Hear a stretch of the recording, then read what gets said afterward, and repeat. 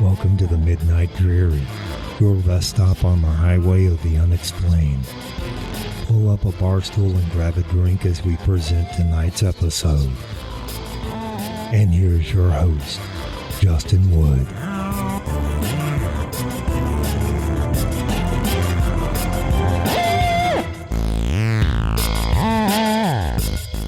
Welcome everybody to the Midnight Dreary Podcast. I am your host, Justin Wood.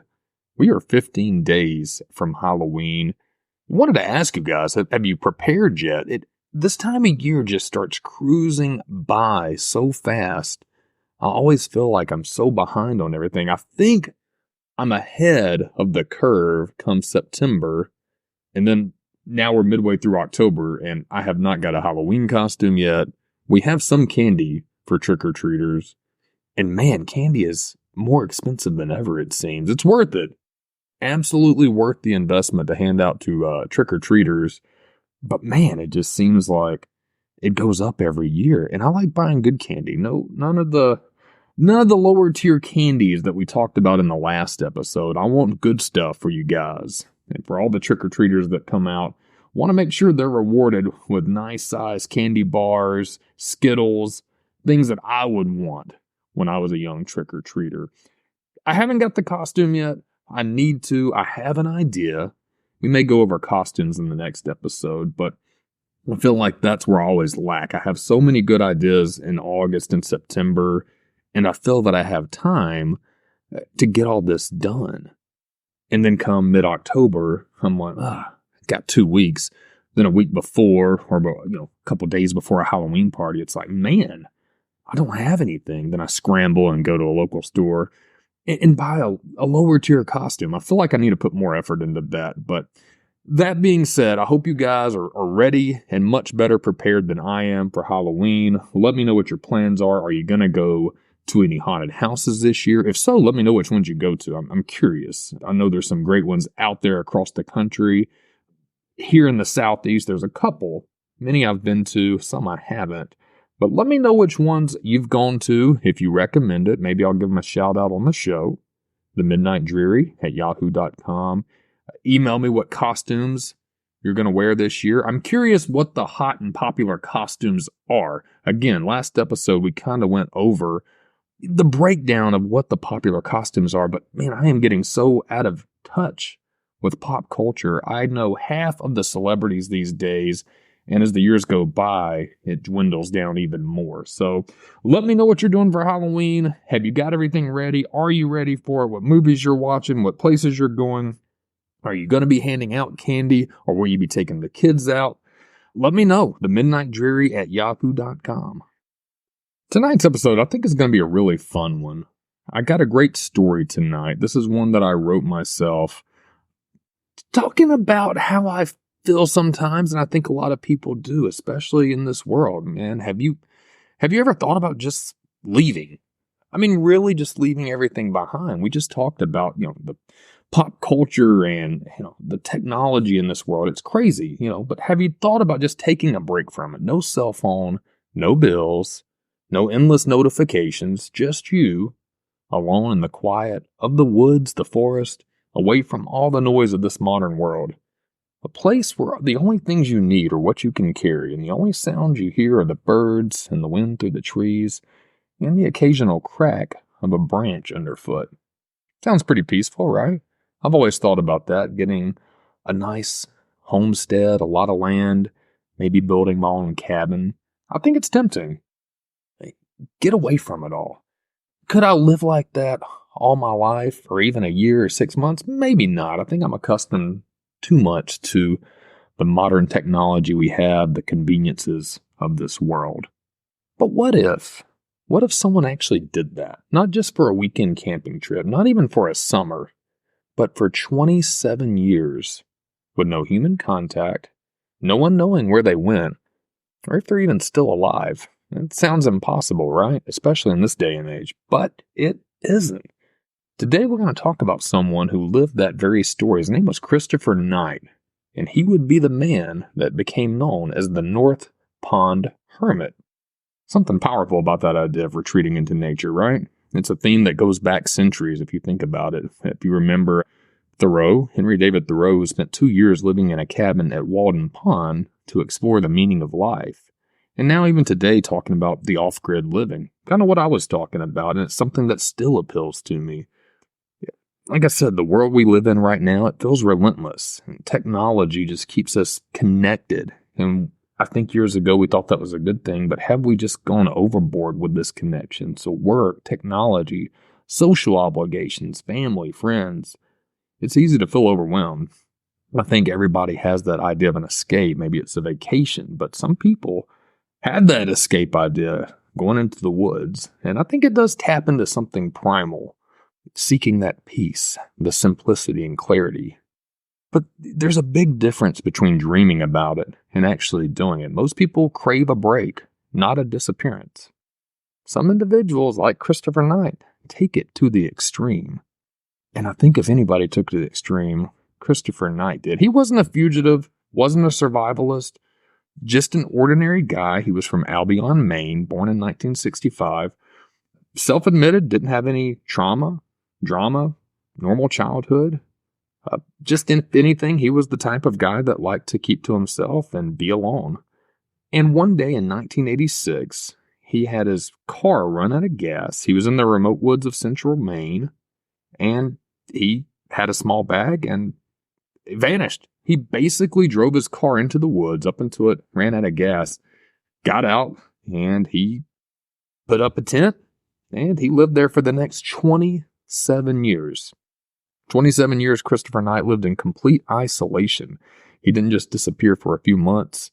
He stayed in the forest through every Maine winter. And you know Maine, it's known for temperatures that are extremely cold.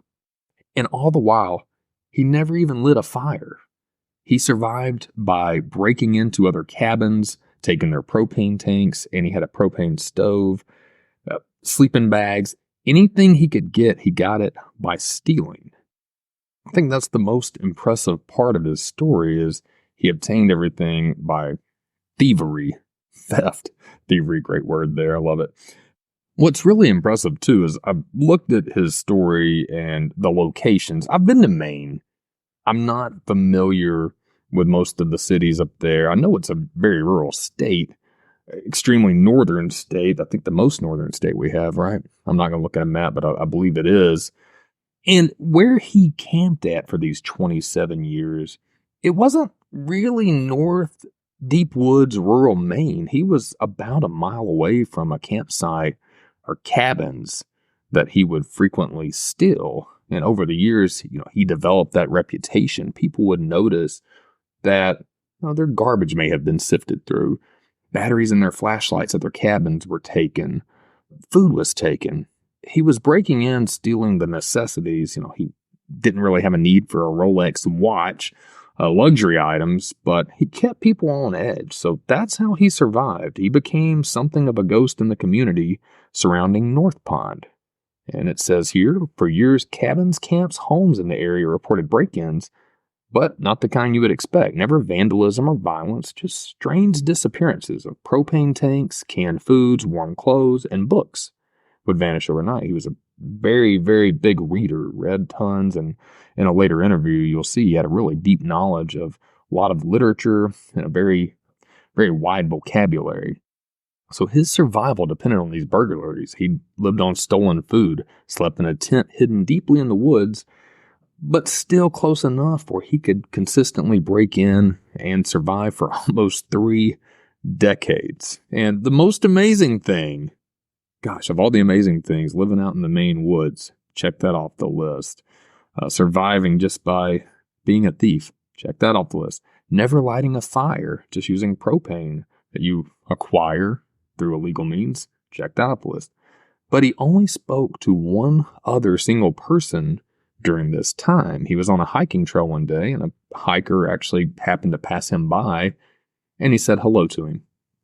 That's the only thing you speak. Can you imagine that? 27 years ago, I had just hit being a teenager. I cannot imagine not having a conversation with another human being or even being around somebody in over a quarter of a century. So What happened to him? So for 27 years, he lives in the woods. He gets by stealing at night. In 2013, after almost 27 years, Chris Knight's remarkable run finally came to an end. He was caught in the act of stealing food from a summer camp. When police arrested him, they were shocked by what they found. A man who had no connection to the outside world for almost 3 decades, no ID, no bank account, no nothing. A mystery man. People in the area were stunned. Years they had joked about the North Pond Hermit, and he was a local legend. But the legend was real, and it was standing right in front of him. Knight's arrest raised a lot of questions. How did he manage to survive for so long? And more importantly, why? What makes someone decide to disappear completely from society and live in solitude for nearly 30 years? I don't think I could manage 30 years, man. Wow. Like I said, think about camping for 2 weeks. That seems like a long time. I guess you just get used to it, though. His story is fascinating. On one hand, you can't help but admire his resourcefulness, the ability to survive in such extreme conditions. I don't think he had any prior training either, which makes this even more amazing. It's kind of amazing what the human spirit and condition can do when you're really determined. On the other hand, though, there's some deep questions, especially on the legality of it, because in one of the articles, people mentioned that their cabins got stolen, broken into. And even if he wasn't stealing things that, were high value, it's not like he's breaking in trying to take the TV. You're still intruding on people's sense of security. And some people even felt like they were being watched, and likely they were. That's a very vulnerable feeling to go through a break-in. When we were kids, we had our house broken into. And I remember, my parents and my brother and I just coming home and having just that deeply uncomfortable feeling. It really breaches your sense of security. So I imagine that's how many of the neighbors felt. I wonder if that changed after his arrest, if anybody changed how they felt or if they empathized a little more with him. Chris Knight's, this is an extreme example of what it means to disappear, what it means to live off grid, what it means to be a hermit. And if you're interested in this story, there is a fantastic article where I actually first learned about this years ago. GQ magazine, Michael Finkel, August 4th, 2014. It's called The Strange and Curious Tale of the Last True Hermit. I love this type of article because he actually, after Chris Knight's arrest, started a correspondence with him, and he actually flew up to Maine to meet him in the jail. So I think it's really good article. Michael Finkel, GQ, he apparently ended up writing a book about it as well. I have not read that, but the article's online. Again, that's The Strange and Curious Tale of the Last True Hermit. Christopher Thomas Knight has a Wikipedia if you want to get the cliff notes about him. And apparently now, Chris Knight did a couple of months in jail for the thievery that occurred during his time in the woods. It looked like the judge and the prosecution felt it would be more cruel to keep him in jail than he already had been during when they originally arrested him until they took him to court. So apparently now he lives a quiet life in rural Maine. Doesn't say how he's living, where he's living, but somewhere in rural Maine. Hopefully it's not in the woods. Maybe it's a comfortable cabin. That's what I'm looking forward to. But once again, Christopher Knight, the last true hermit, the North Pond Hermit, as he was known in rural Maine. Check that out. And also, let me know. I want to know if you guys have ever thought about just living off grid. Does it appeal to you? Is it completely just not something you would even consider? You're too accustomed to city living. With that, we're going to go into our story for tonight. This is called The Choir of the Dead. It stars a gentleman named Thomas who also decides to escape the hustle and bustle of city life, move out into the woods to find peace, isolation, solitude, and he perhaps finds a little bit more. The Choir of the Dead. Thomas's dream was simple: to escape the noise and chaos of the city, to build something with his own hands. When he found a small piece of land deep in the rural southeast, it felt like destiny. The property had a clearing perfect for his cabin, surrounded by dense woods. This offered an escape from the fast-paced life he had grown up with, away from all the hustle and bustle. He'd always preferred solitude, and his dreams quickly were becoming a reality. At the edge of his land stood an old abandoned church and a small overgrown cemetery. The cemetery was neglected, with crumbling headstones hidden beneath layers of ivy and brush. Curious, Thomas tried to track down the owner, but the land was a ghost in legal records. No one claimed it or even remembered it. Over the years, it had simply been forgotten, left to rot among the trees, now intertwined with his new purchase. Thomas, eager to start his new life, shrugged it off. The graveyard and church were just part of the scenery. Months passed, and Thomas worked tirelessly to complete his cabin. When he finally finished, he felt a surge of pride. This cabin was his. Every beam, every board, every nail, every corner, every creak carried his hard work. That night after he completed his dream, he poured himself a glass of whiskey, watching the firelight flicker across the freshly polished wood. The first glass was smooth, a toast to his success. Then came another pour, just one more. He stepped out onto the porch, letting the cool night air wash over him. The stars blinked high above the dark forest canopy, and the world felt perfect. You know what? Another drink. A solo toast to this accomplishment. Maybe one more. This last pour, a double, Thomas decided to take a walk. With his glass in hand, his senses dulled. He wandered aimlessly through the woods. His path was loose and crooked, the forest whispering around him as he stumbled further from his cabin.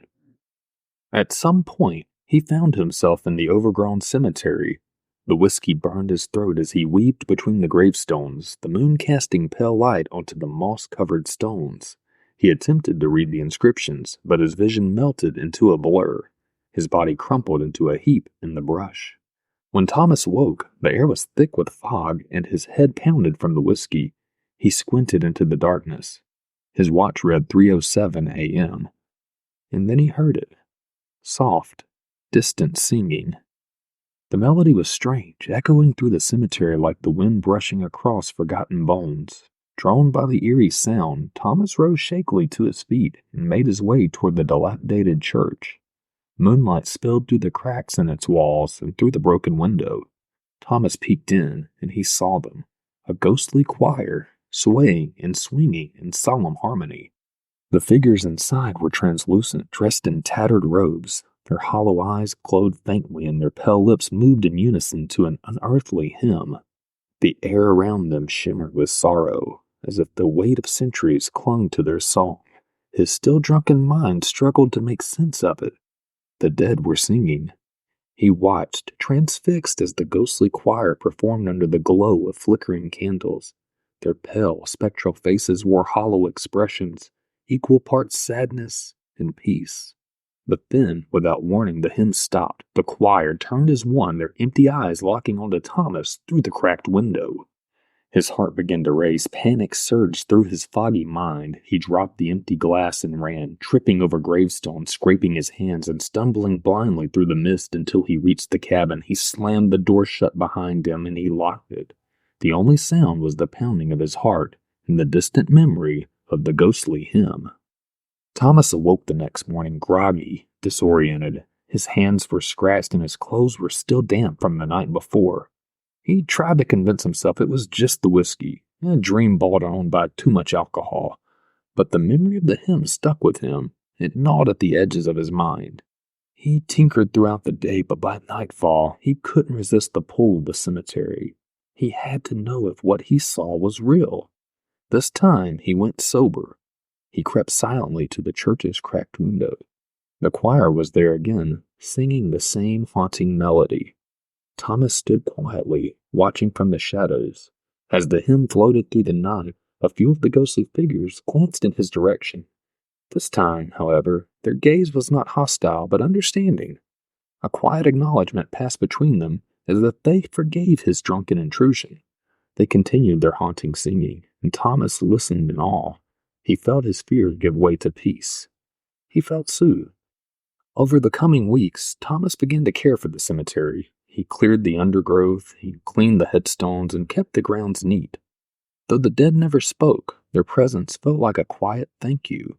On restless nights, Thomas would stand outside the church and listen as the choir sang their mournful hymns, their voices blending in with the wind. Thomas was careful to maintain a respectful distance. Although he considered himself a guest in their world, he really was just a mortal observer. Life in the cabin settled into a peaceful rhythm. Thomas rarely saw other people, content with the solitude and the quiet companionship of the dead. But one stormy night, everything changed. A loud crash shattered the stillness. Someone was trying to break into his cabin. The window was shattered by a large rock, followed by an arm reaching in, fumbling for the latch. Heart pounding, Thomas grabbed the fire poker from beside the stove. He crept toward the door, his mind racing. Through the broken window, he caught a glimpse of the intruder, a man with a deep scar running across his forehead. The man's wild eyes glinted in the dim light as he ran to the door and tried to kick it open. Thomas yelled for the man to leave, but his only response was maniacal laughter from the intruder. The heavy thuds from the kicks began to compromise the door hinges. A few more would surely break it, and Thomas would be in a fight for his life. Then, just as suddenly as it began, the noises stopped. No more kicking, no more laughter. Thomas swore he heard a deep gasp, but maybe it was the wind from the broken window. Silence fell over the cabin. Could the intruder be hiding and laying in wait, waiting for him to let down his guard, peek outside, and then rush him? It was best to move the heavy wooden table in front of the door and stand guard at the window. His heart raced for hours, but the storm moved on. The sun began to break, and silence remained. Thomas fell asleep at some point. When he awoke, Thomas ventured cautiously outside, still clutching the fire poker. Large footprints scattered about the cabin in the mud and on the door, but no footprints showed any signs of leaving, just a large slide in the mud that went towards the graveyard. At the edge of the cemetery, half buried in wet earth, lay the body of the intruder. The scar on his forehead confirmed it. It was the same man. Somehow, the spirits had dealt with him, taking care of Thomas in the only way they knew how. Thomas stared at the grave, a strange mix of fear and gratitude washing over him. The dead had saved him, and in return, he knew he would continue to care for them for as long as he lived. The years passed slowly. Thomas's hair turned gray and his body grew tired, but he never stopped tending to the cemetery. The church became a familiar presence, part of his life as constant as the rising sun. The hymns of the dead brought him comfort on cold, sleepless nights.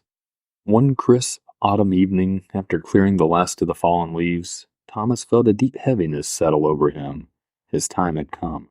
That night, he made one final visit to the church. The ghosts stood waiting, their pale faces watching as he approached. The choir leader stepped forward, holding a familiar, tattered robe. "It's time," the ghost whispered. Thomas understood. He had crossed the threshold. Without hesitation, he took the robe and draped it over his shoulders. The first note of the hymn echoed through the church, and Thomas's voice joined in, blending perfectly with the choir. He was home. As the years went by, the once remote area slowly grew.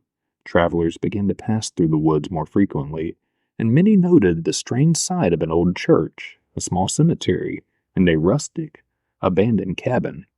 Some dismissed it as nothing more than an odd landmark, but others told stories, whispers of a strange and beautiful choir that could be heard on certain moonlit nights, their mournful hymns drifting through the trees. And if you were patient and quiet, you might catch a glimpse of a ghost tending the cemetery, an old man in a tattered robe, trimming the grass and placing flowers on the graves, keeping his silent vigil among the dead. Thanks for stopping by the Midnight Dreary. We'll be open again next week to serve up more drinks and more mysteries. Until then, safe travels.